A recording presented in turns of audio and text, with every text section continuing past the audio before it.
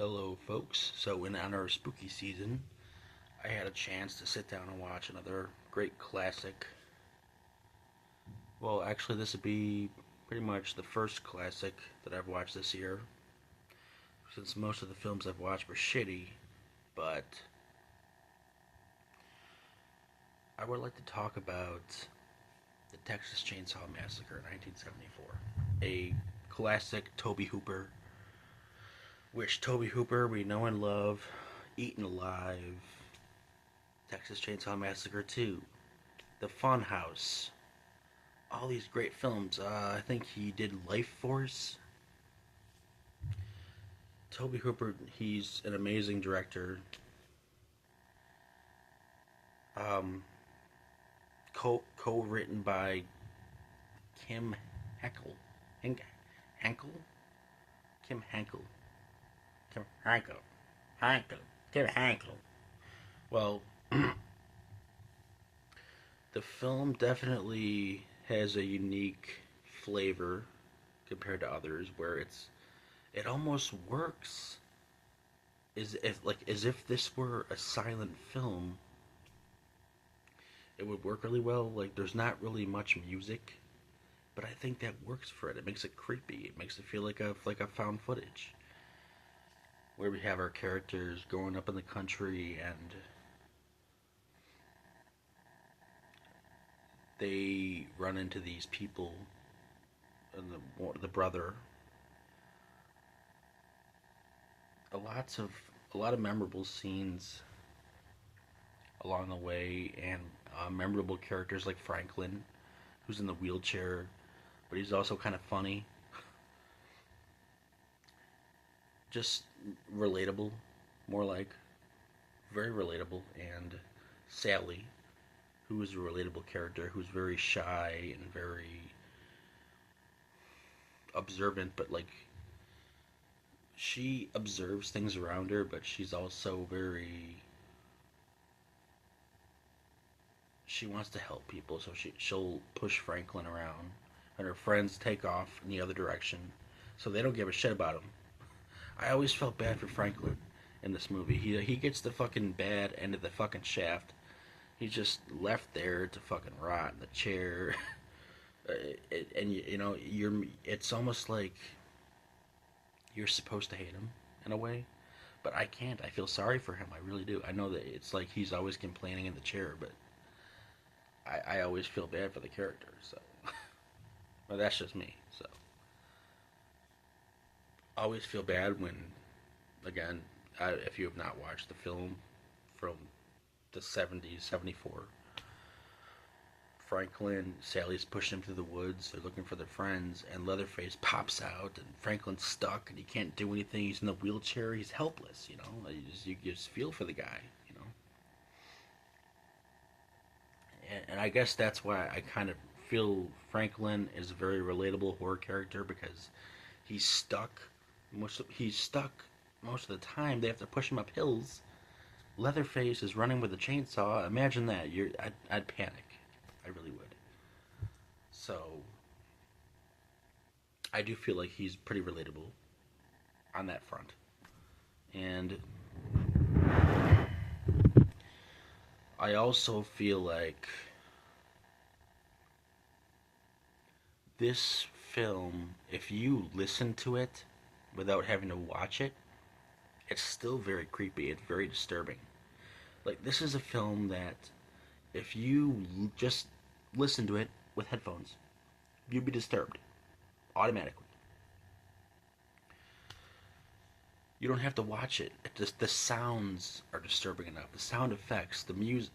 Once the music comes and things heat up, and Sally is stuck in the chair with the people at the dinner table, and they're all laughing, and it's very haunting. And they do this close-up shot of her eyes, and you could see sort of the veins in her eyes. That was really creepy and very uncomfortable, very unsettling. Made me feel like I need to get out of my chair and breathe for a minute, something like that. And just the thought, the feel of the adrenaline, an adrenaline rush, when you're in that situation that's very scary, and you crash through a fucking window, you're rolling down the roof, you're running from fucking whoever. You'll do whatever if you're running from somebody. So, and that's what Sally reminds me of, someone who would do anything to get the fuck away in that situation. And I hope that any girl is strong enough to get through that. So she's a good final girl, makes a great final girl, 100%.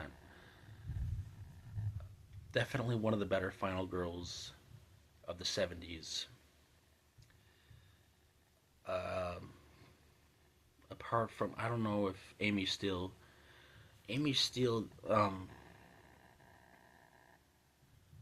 sorry, got a hair there. I do believe Amy Steele was the 80s. That was Friday the 13th, Part 2. Yeah, she's a good one too.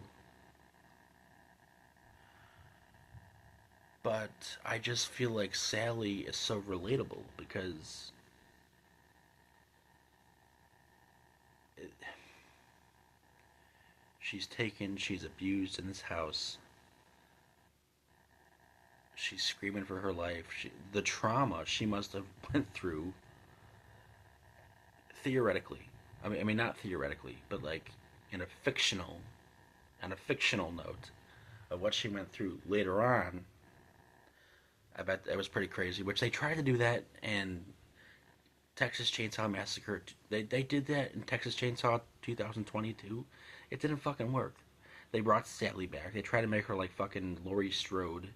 I don't know what they were thinking. And then they kill her off. They kill her off. It's like, okay, so you bring this character back for no fucking reason, then you kill her off. It's stupid, dude. But yeah, Texas Chainsaw Massacre is a Toby Hooper classic, completely. Along with, I mean, Funhouse, Eaten Alive, Life Force. What was the other one I was thinking of? I like Part 2. It's not my favorite, but I do like it. I do think that they definitely went hard with the comedic route, and that's okay. They went the comedic route. They want to do something different. Okay, that's fine. You had a good actress in there. Boom, you go buck wild. All right. But yeah, no. Toby Hooper. He's a good director. I literally have a list of his movies that I'm trying to watch for the spooky season. What else did he do? I'm trying to think. It's in the back of my mind. I remember it. But the Funhouse is one of my favorites. So, absolutely one of my favorites. Toby Hooper is great. I love Toby Hooper. Life Force, I still like that film. A great classic. Great. I always kind of thought the vampire chick was hot. But yeah, I'd say Toby Hooper earned his place in the horror genre. He's very successful, very much so, and I thought this film was a classic, and you could literally listen to it. Again, I said that already. I know I'm repeating myself. I've you could listen to this film, and it's so disturbing. You don't need special effects. You didn't need gore. That's not what you needed. You had atmosphere. You had characters who you actually could root for. Like Franklin, he's in a wheelchair. He's helpless. People want to call him annoying. Okay, you can call him annoying all you want. But if I were in that position, I would do the same thing. I'd be shitting myself. I'd be shitting a fucking brick. Sally, very relatable, and um, I don't know what else that actress has done over the years, but let me just pull up her name here. Of course, 84 on Rotten Tomatoes, 7.4 on IMDb, Letterboxd 3.85. Yeah, Marilyn Burns. I don't know what else she's done, but I know, yeah, she popped up in Texas Chainsaw 2022. It was like, what the fuck? This is so random. You're trying to do the Halloween thing and it's not working. Clear and simple. You're trying to market it the Halloween way and you're failing. So just give up. But yeah, Sally Hardesty is a very relatable character, and just the scene when she's at the dinner table and she's tied up and she's helpless, and the family members are all laughing, and their faces, it's just it would make anybody freak out and crash through a window. It doesn't matter what you have to do. You do what you have to do to get out, and that's what her character really showed, is that she would do anything to great lengths to get the fuck out of a situation like that, which anybody would. But I feel like hers was very relatable, definitely. With them trying to smash her head with the hammer, disturbing, and the grandpa's face just rotting. He's still alive in part two.